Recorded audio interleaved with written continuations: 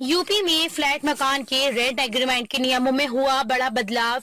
अब योगी सरकार ने की ये व्यवस्था। फ्लैट मकान आदि को किराए पर देने की पक्की लिखी पढ़ी के लिए अब आपको मामूली धनराशि ही खर्च करनी पड़ेगी।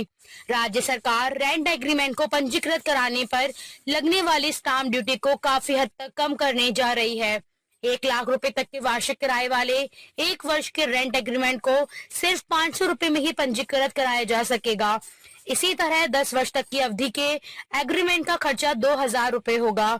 अगर 10 वर्ष तक की अवधि का वार्षिक किराया 6 लाख रुपए तक है, तब भी अधिकतम 8000 रुपए ही खर्च करने होंगे। नए रेंट कंट्रोल कानून का लाभ मिलेगा। सरकार को उम्मीद है कि रजिस्टर्ड एग्रीमेंट के खर्चे को बेहद कम करने से ज्यादा संपत्ति स्वामी किराएदार के अनुबंध को पंजीकृत करने के लिए आगे आएंगे। ऐसे में किराएदारी संबंधी विवाद पर संपत्ति स्वामी को नए रेंट कंट्रोल कानून का लाभ मिल सकेगा।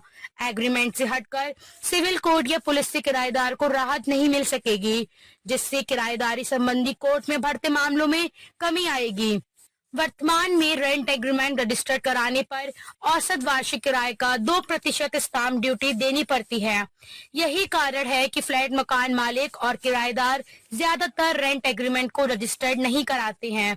चूंकि कानूनन 11 महीने के रेंट एग्रीमेंट को रजिस्टर्ड कराने की अनिवार्यता नहीं है, इसीलिए 100 रुपए के स्टाम्प पेपर पर रेंट एग्रीमेंट से ही काम चलाया जा रहा है।